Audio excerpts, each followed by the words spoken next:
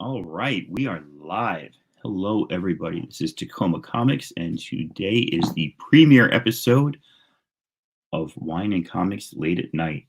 Uh, I won't spend too long belaboring you with stuff that doesn't matter, but the reason we're doing this late at night is because my schedule is so hectic during the day, I just can't find the time. Um, Always something happening either with teaching or with the kids or with the foster pup or with the dog who is getting so old now we have to pick her up to take her up the stairs.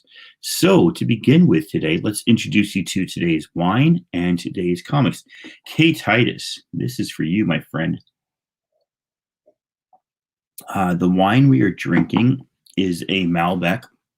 In my show notes, my description, I mistakenly said that this was a Chilean Malbec, and it is not. The Malbec grape thrives best in Argentina.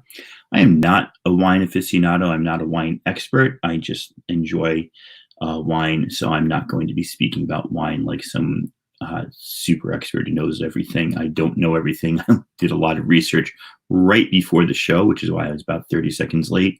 But this is a Malbec. I'll get into a little bit later, but it's a red. It's a grape grown mainly in Argentina, a little bit in France using blends, but mainly in Argentina. And the comic that we're discussing tonight is, hey, JP's Pack Breaks. Hello. Hey, whatever gets you here. That's why it's a dual show. And if you're drinking wine yourself, man, let me know. And in a little bit, I'll drop a link on anybody who wants to come on. This is not going to be like a deep in depth. I'm so special. Nobody can talk but me. It's for everybody, right? But this is Sentient by TKO Presents. And it is a 6-issue set. And I will talk a little bit about TKO in a moment. But it's a really great company that I want to promote and push a little bit. And this is Gabriel Walta, Sebastian Girner, and I'm going to forget his name without opening up, and one other person's name who I'll tell you in a minute. Hey, you know what? You don't have to drink K Titus because the other half of this is wine and comics. And JP, coffee helps get you through. Where are you from, JP? Working late, or are you working early somewhere else besides West Coast of the United States? So let's go ahead and take a look at what we're dealing with. In terms of comics, I'm going to share my screen here. And TKO Studios, really, really interesting company. They started about a year and a half ago. I saw them on Twitter a lot promoting their comics. And they had this idea that instead of going through Diamond and producing stuff one at a time, they would present these bundles. And so their bundles are 6 comics, and you can get them in this nice slipcase that I was just showing off, or you can buy a trade paperback, or you can get a digital copy. Different prices for each of them, but that's kind of their beginning. Let me go to what we see on the screen here right now. Help comic book shops fight back. And what they're doing right now is if you buy anything from their site, they will donate 50% of that purchase price to an LCS of your choice, which I think is phenomenal. My LCS, I know, is struggling. I know they're trying to do online sales. I know they're trying to sell credit and trade paperbacks, and they'll deliver stuff, whatever they can do. But this is a great deal. So if you've got some extra cash, and I know not everybody has extra cash, but you've got extra cash and you want to get some really great books, check out TKO Studios. When you purchase it from their site, this is their lineup, by the way, that you see going across the screen. As soon as you make the purchase, it asks you where do you want us to send half the money, and then it sends you a certificate, and it makes it clear, and your LCS will definitely know that you helped them out. So really, really great company as far as I'm concerned. These were their first comics. We're going to talk about Sentient today.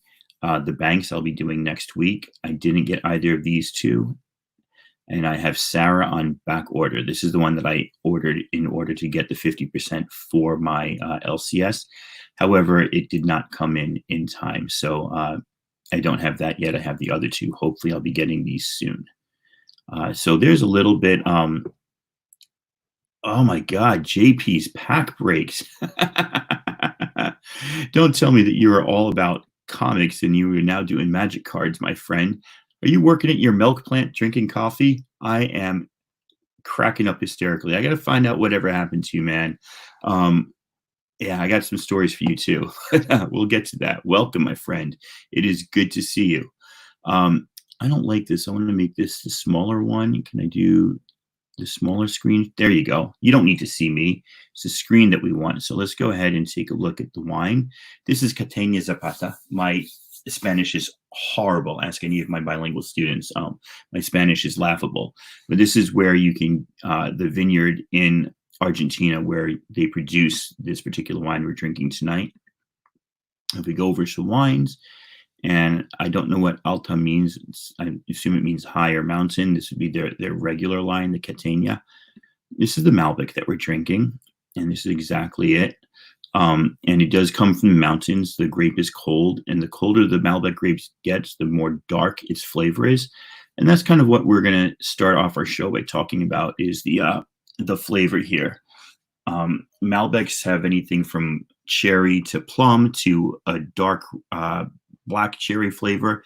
And from what I understand, the colder it gets where the grapes were grown, the deeper that flavor. And this one definitely has, if I was to describe it, and like I said, I'm not a wine aficionado, right? I'm a beer guy who also likes wine. This is definitely a black cherry in flavor. I can't tell you about oaks and tannins and, hints of chocolate and leather and stuff. But in terms of the fruit, I can discern those tastes. And,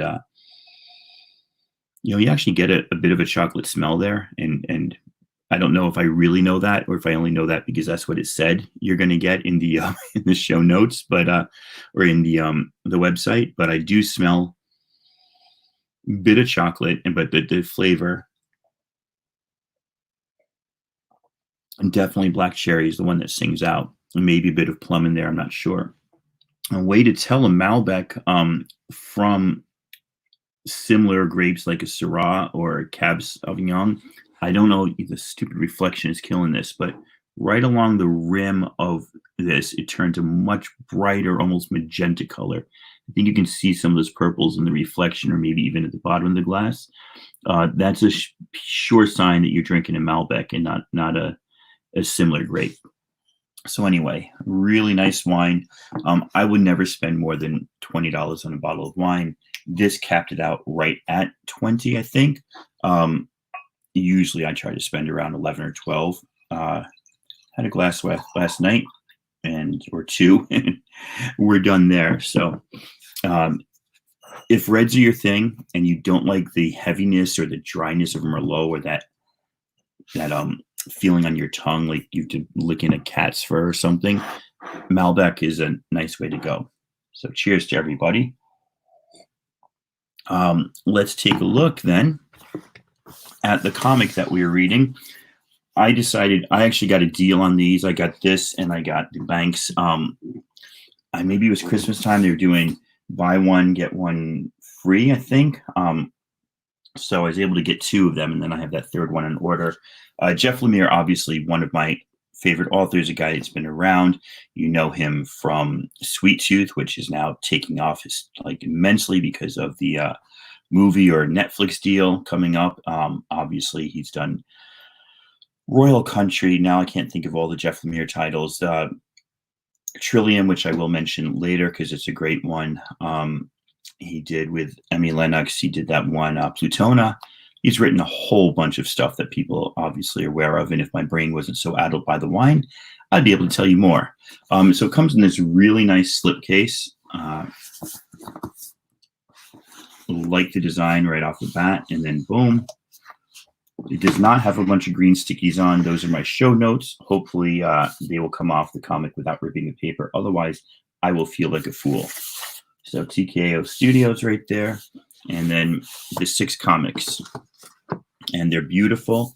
They are larger than a regular comic, right? Or am I imagining? Yeah, they are larger than a regular comic. So they're not going to fit in your regular bags and boards, which is why it's nice that they have their own slipcase. And they are beautiful, thick paper. Matte, not glossy, so I'm not worried about things sticking. And then the inside paper is even duller. And I don't know if that's specific to this comic or if that's the way they all are, but it definitely helps the tone of this particular story. So let's just take a look at the covers. Uh, right off the bat, you get this idea of machine and child, which is very important to the theme of the comic. Issue 2, you get this idea of floating dead people, which is also integral to the comic. Issue 3, a bunch of kids looking at some sort of space station.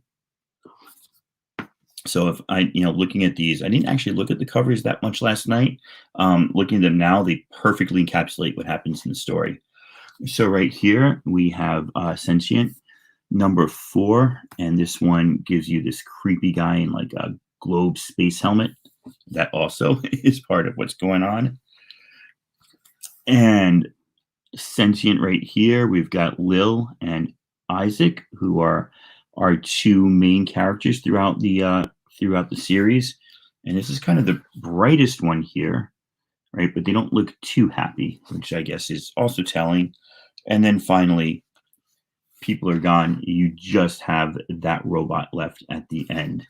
So let's get into it. We have within this, if I can encapsulate the story really quickly, a group of families on a spaceship, and they are headed off of Earth because this is the future. Earth is ruined, that usual kind of story. And one of the things this does is it often takes elements that are familiar in sci-fi, but then it weaves it into its own story.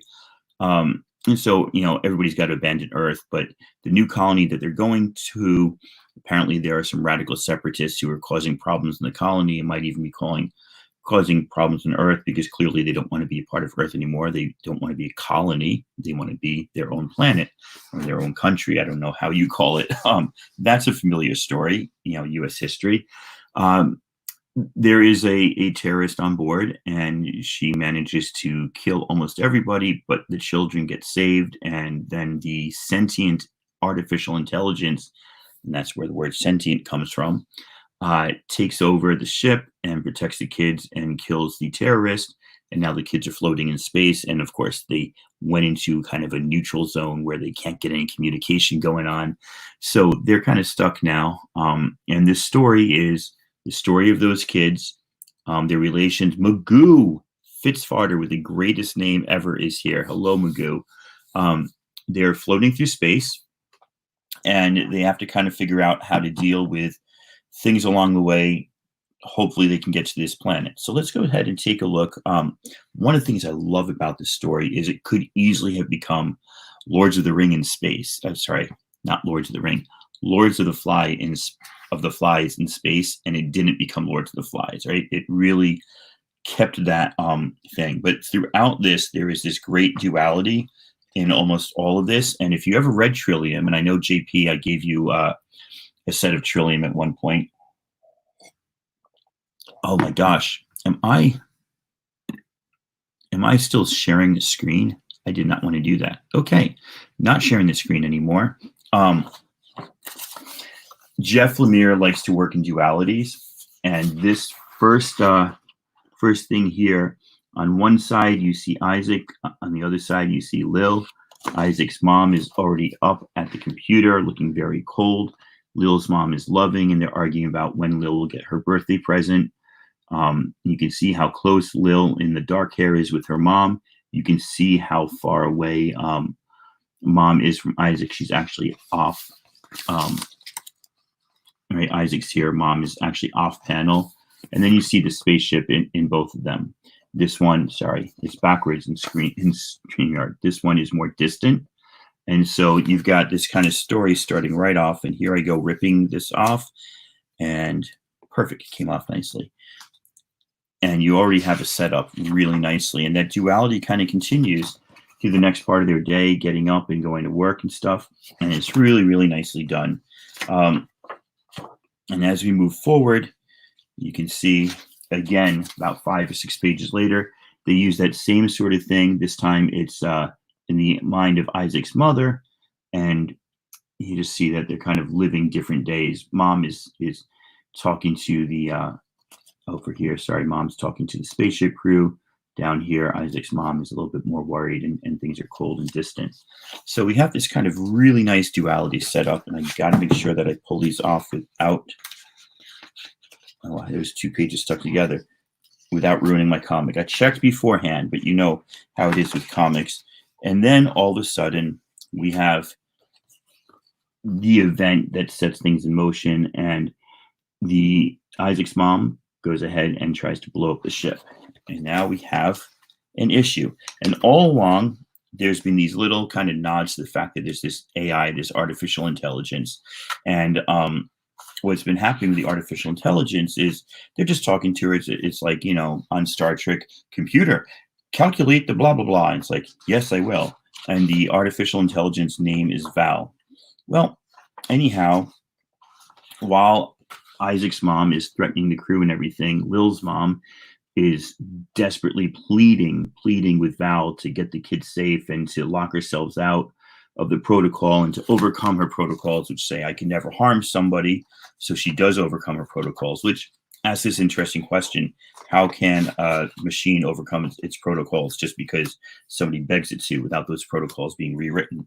And they never really got to that. I don't know if that's intentional or just a plot device, but just as Isaac's mom was about to kill all the children, the machine takes over one of its remote devices that was used to bring books into the classroom and uses it to utterly eviscerate Isaac's mom.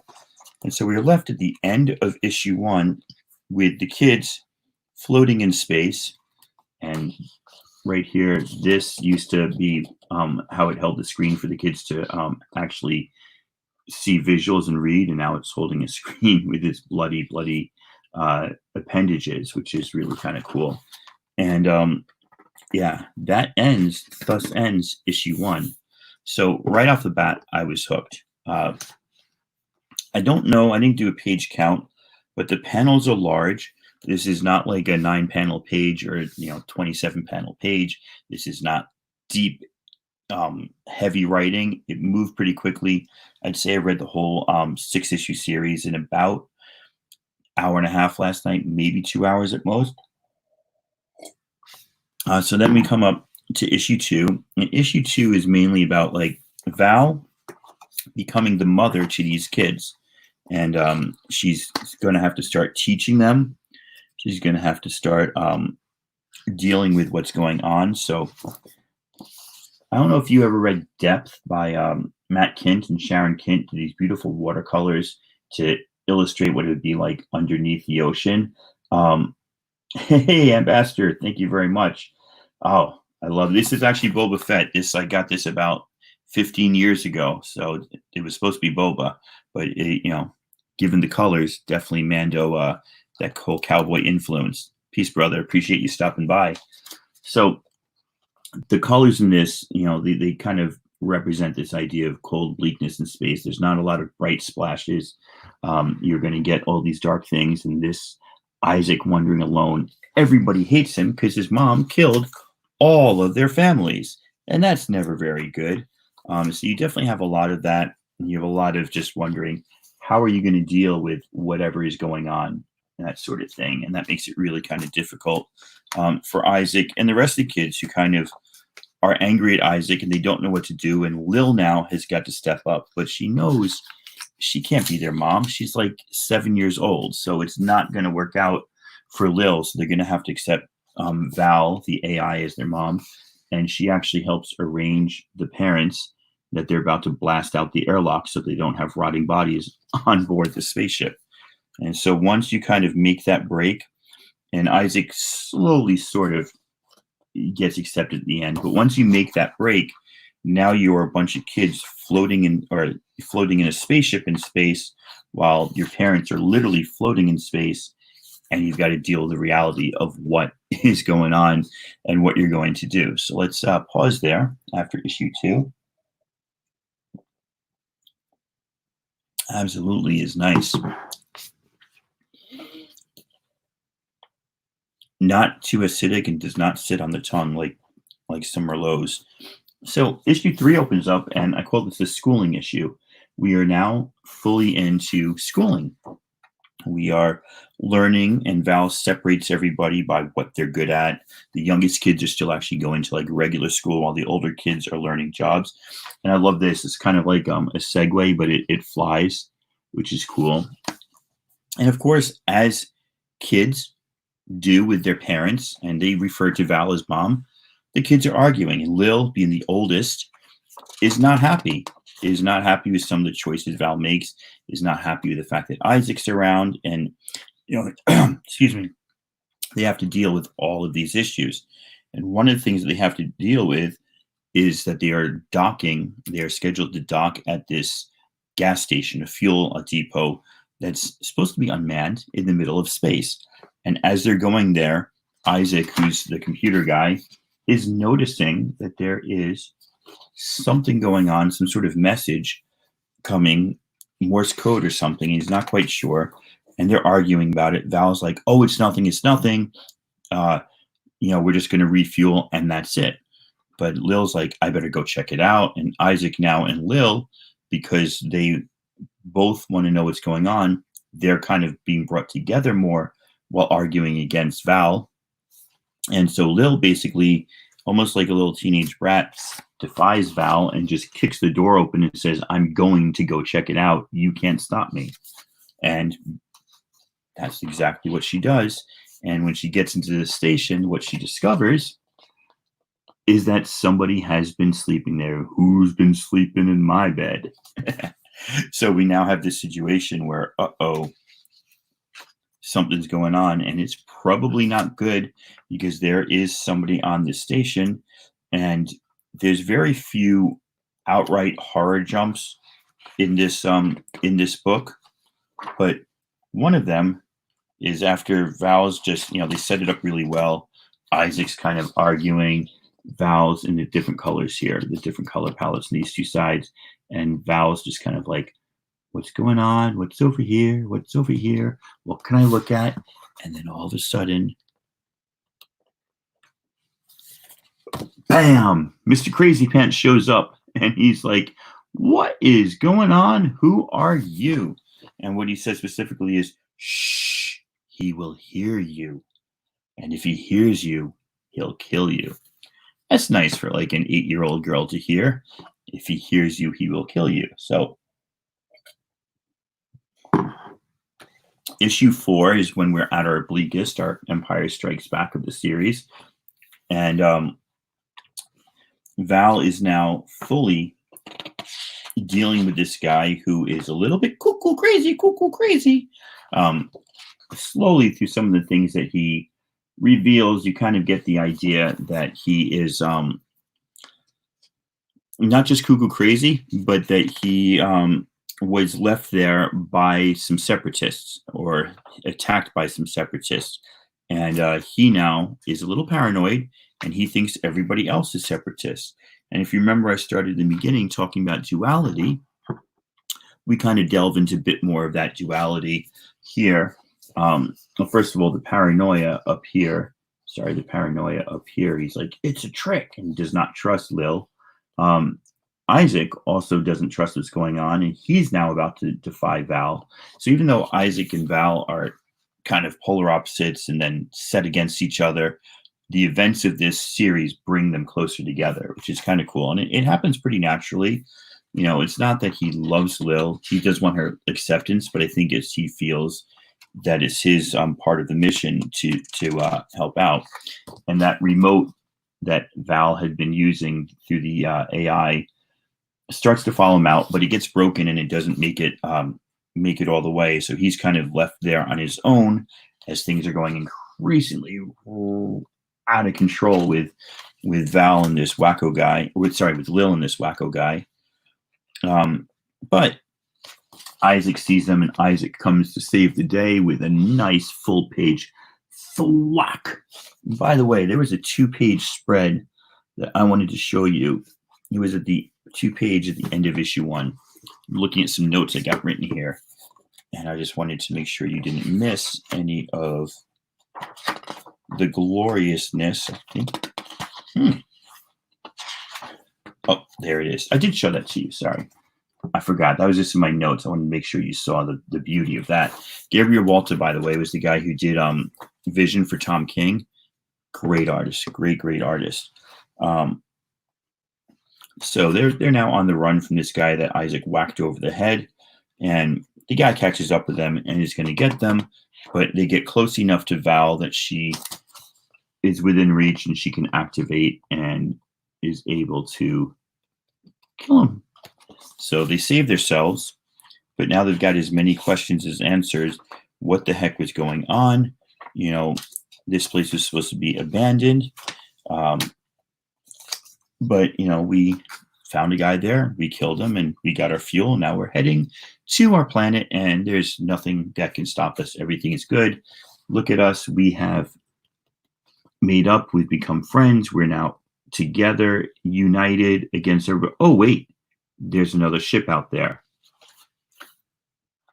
There's another ship out there. Yes, indeed, there is. And so that's where I showed you this cover, the only cover of any of them that has bright colors. And I think that's very intentional. I think that's saying, hey, maybe there's something good going on. But if you notice, it's this red and blue. Val has always been represented by the blue screen on that kind of iPad thingy and by blues. So we'll have to see what red is. And yes, there is another ship. And the name of the AI in the other ship is Victor. So we have Victor and Valerie, V and V. You know that's not a coincidence. That's intentionally done. And Victor's trying to tell them, I'm here now. Give your AI over to me. I'm fine. Everything is good. Clearly, we know right away it's not. These kids have now survived on their own for so long. And you can see little repeating color down here, that red and blue. They've survived for so long. They don't feel they need anybody's help. And more importantly, they don't trust anybody. And then Lil remembers that the crazy guy from the last issue, he said the name of the person was Victor. So now they don't know if Victor is a person or really the AI or what's going on, but it's slowly integrating itself into the ship and taking over Val until Isaac attempts to disrupt it in an act of self-sacrifice and almost kills himself.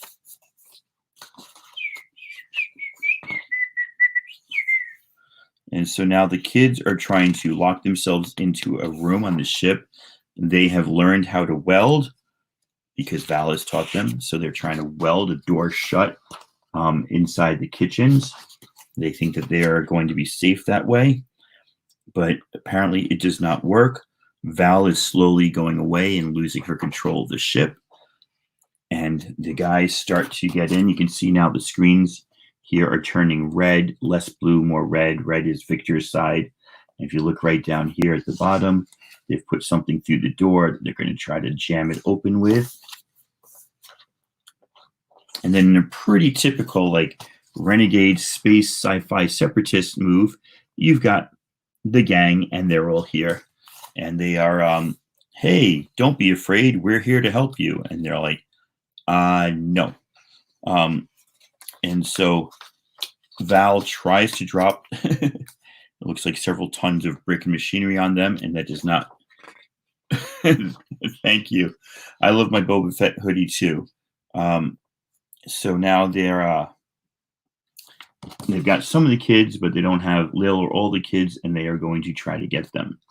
So we are definitely getting deep into that. And Val is now 88% overwritten at the end of issue 5. Let's take a break there. And I don't know, but I am more than happy if anybody's interested to jump on here and discuss wine or discuss books or not to discuss anything or not to come in at all. That's fine, but you are more than welcome if I see you pop up. And now Lil, realizing her once enemy and opponent, Isaac, is their only chance of survival, is screaming for him to wake up. And he does, and he gets up, and she says, you know, you've got to do something. You've got to save Val. And he's like, I don't know how. And she says, just lock us in the kitchen with Val. Let the Victor take over the rest of the ship. And so he tries that. Lil picks up a gun because, a young girl who now has to survive on her own. She's becoming the mother. She picks up the gun. And that is the way it goes.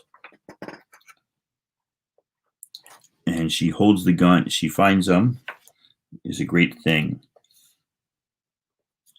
So you got this kind of tense stuff happening where Lil's got the gun and she's going after the bad guys. Isaac's typing away. Will it happen on time? Will it not happen on time? Will Lil pull the trigger? And no, she won't have to pull the trigger because she gets them caught in a trap. They come into the kitchen and Val is there with another one of these remote devices and she skewers them all. Bye-bye. Another great 2-page spread with, again, this kind of weird, not weird, but just dark colors. And then if Isaac, who's in the other room, is fighting with Val and Isaac's trying to take over the ship. And he realizes, wait a second, let them take over the ship. And he does.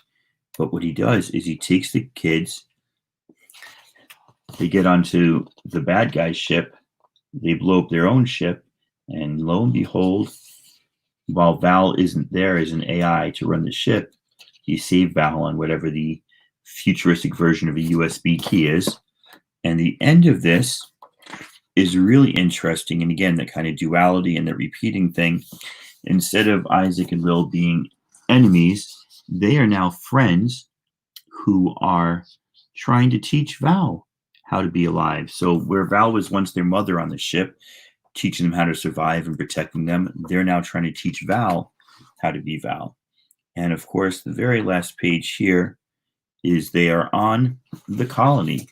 And so what this does nicely is this allows for Sentient Part 2. I mean, I think TKO's business deal is definitely to have a set of comics that tell a full story, right? So when you purchase TKO comics, you either get the trade, the digital, or the singular issues. And because I'm an issue guy, I'll spend the extra money for the singles because that's just the way I like it. That's the way, I like it. But yeah, it's really, really well done. I think it's a full story. It's a great story. You could go on, like anything, you could go on and on and on and on forever. I'm missing the slipcase. Is it in? No. Where's the... It fell off the table. It was in the garbage can. Sleepy Reader. So you did just miss the spoilers. And if you are interested in reading it, 2 things. It was a real quick read. I read all 6 issues in about an hour and a half last night, and it was a real great read. It's not reinventing the wheel. It's not on the level of Saga, and I use that comparison because it's another great kids story of kids growing up while their parents are at war or something or on the run. But it definitely has that sort of feel about it, and it's definitely worthwhile. So if you own it, I definitely suggest you reading it. And I'd love to hear your thoughts. I'd love to have you come back and tell me what you think at some point. As a matter of fact, I've been trying to do this on a weekly basis. So this is Wine and Comics at Night, late at night, episode 1. Episode 2 will be next Tuesday at the same time, and we will be discussing The Bangs. So I don't know if you got this one by any chance, Sleepy Reader, but if you did and you would love to have, and you want to come on, I'd love to have somebody come on with me because I'd be bored listening to me talk that much. And if you just got here, Sleepy Reader, the other thing you missed is we are drinking a Malbec by Catania from Argentina. This is a 4th generation family, high in the mountains. Okay, that's okay. I think after that one, I'm going to switch to doing some X-Men. I'm starting to really fill in my X-Men run, so I can do 94 to 100 and do a chunk each night. I'm going to kind of be bouncing around. The idea is not to be too serious or too in depth, but to just show some great comics and show some wines, because I'm not like a huge wine drinker. I just think beers are played out. And I could talk about beers forever. Wines are a little bit not newer to me, but a little bit more foreign than beer is. So I thought it'd be kind of cool. Yeah, I pull beers out of the fridge all the time. Right now, we moved into a new house and we never liked the fridge that was here. They went for like the cheapest new appliances, so the shelves are just horribly spaced apart. I keep my beer in the laundry room, which is on like the northeast corner, so it gets the least amount of sun and actually stays pretty cool. We're just hitting that weather where like it's not a cold room anymore, and the beers, they're not warm yet, but like in 3 or 4 weeks from now, I can't leave a beer in there anymore. So, I'll still call the show Comics and Wine Late at Night, but I might, or is it Wine and Comics, man? I'm so inconsistent. I forget what I called it. I'll have to go look on YouTube. But the point being, maybe the wine's getting to me. The point being that I drink a lot of beer. I drink a decent amount of wine, but I think it'd be nice to talk about wine, just because a lot of people, I think, do the beer and comics or the whiskey and comics, and just trying to do something a little bit different to brand myself. I was talking to Discovery Bay the other day. I helped him out on his show Monday morning. Wine and Comics Late at Night. There you go. It's a good title that if I do drink enough, I could easily screw up and forget, because it could be comics and wine, it could be late night with wine and comics, and you could just do all sorts of, different mixtures of those words. But yeah, I was talking to Discovery Bay, and he's like, "How many subs do you have?" I said, "About mid 500s." I said, "I don't really deserve anymore," and not like I don't deserve it, but I haven't earned it. I think that to get subs, you have to have a certain amount of energy and effort put into what you do. And for various reasons, the last 4 months, I've been super busy.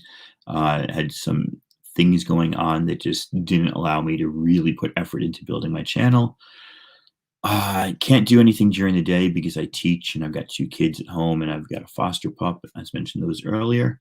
But I think late at night I can stay up because I don't have to get up early to go to school. I literally have to go from upstairs to downstairs, and I'm at work. So, I can come back here and still get a good night's sleep. Very good night's sleep after this. So, thanks everybody for joining me. I think we had about 5 in here at the height for my inaugural show. That is not bad. Funk 814 was here. K Titus was here. JP, who used to be all about comics, now JP's Pack Breaks is here. Was here, maybe still is here. Magoo stopped in, and let's see, the ambassador who I met the other day on Superior Heroes Reviews stopped in, and then Sleepy Reader. Yeah, it should be just for fun, and I'm not trying to get subs. That's kind of what I was saying, is like I felt like for the amount of time I put in and the amount of effort I do, hey, Magoo's still here. I think I'm where I should be. I don't feel like I should have 1,000 subs, but I feel like I put out enough content there and interacted enough with other people that I should have kind of what I do. So I'm happy with that. And so I wasn't trying to do a show to increase subs. I was trying to do a show because I'm having fun. I'm drinking wine and talking about comics. Magoo, I believe, and correct me if I'm wrong, you're the one who is doing the comic pop swap with Jay Blitz. If that's right, I would love to try to expand that and to somehow get like a large group of comics and pops people together to do a whole thing where they do like a big swap. And I don't know how it would look. I don't know if it would be like it's all about to have fun. Yeah, it really is. I'm not trying to increase my sub count, and I don't feel like getting a monetized channel at all. But I do like to interact, and I do think that I have things to offer. I just haven't had the time, like I said, in the last 4 months to offer them. So I used to do a lot more shows. So I really wanted to get back into it, and I just was I had a new bottle of wine last night, and I finally got around to reading the TKO stuff. I was like, let's go. But anyway, Magoo, I'd love to somehow do like a pop comic swap on a large scale. I think it'd be really cool if we could get like 10 pop people and 10 comics people together and just, I don't know, pair off somehow randomly or by interest and just like put a monetary value on it and have a whole switch. That would be really cool. So if you have any thoughts on that, let me know. Like I said, it was just an idea. I saw Jay Blitz talking about it and I was like, you're onto something there. But like I said, I didn't really know. I don't know how to expand that. I think it'd be a good idea. I think it'd be cool if we could, but I don't know. Let me know what you think if you have any thoughts. If not, I'm going to sit back and just look at the screen while I have my last sip or two of this Malbec from Catania. And thanks everybody for joining in to episode 1 of Wine and Comics Late at Night.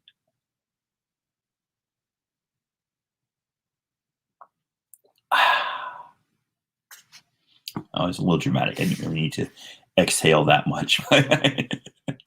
I just felt like it. Dead Zone Citizen. I'm absolutely going to look up Dead Zone Citizen and see if I can, cheers, and see if I can get something going. Is that just a large person in the pop community, or is that somebody who is specifically would be down with an idea like this? I'm not familiar with that person. So yeah, let me know.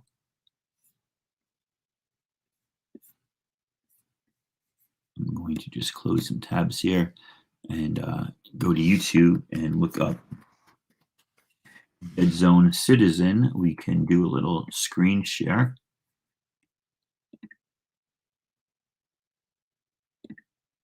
I got to click on it. So there we go. We'll go to this one and we'll go to YouTube, and I have a subscriber, Quick Draw McGraw. Apparently you know them. Let's see. Dead Zone Citizen, I think you said. There you go. Is that who you said? Dead Zone Citizen. So tell me if I got the right person here. I just subscribed to their channel.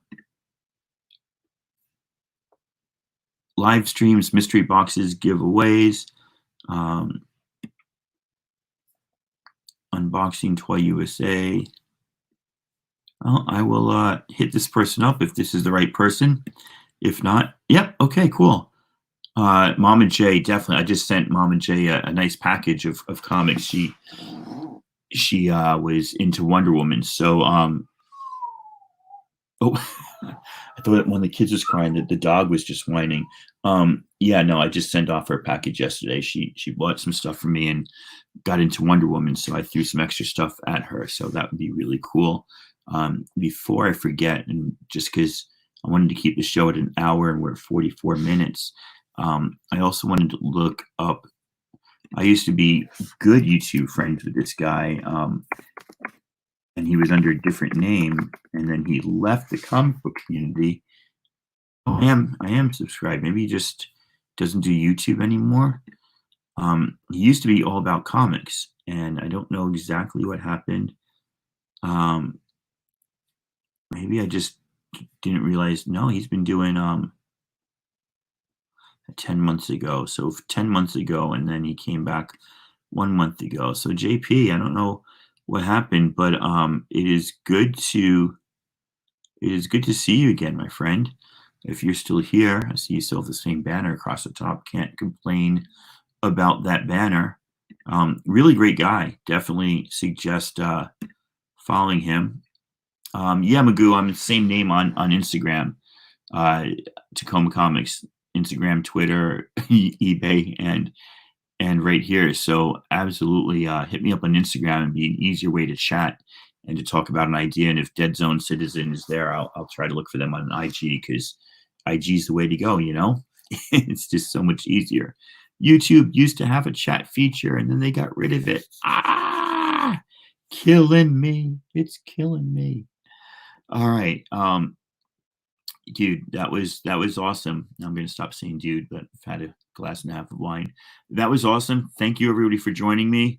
Had a great time. Like I said, if anybody's catch this rewind, if you've read the Banks or have the Banks and are planning on reading it, give me a shout out, and I'd love to have you on the show. This is the comic for next time, Tuesday, 10 p.m. Wine and Comics late at night with Tacoma Comics. And I am full screen, and I am now out of here. Thank you very much.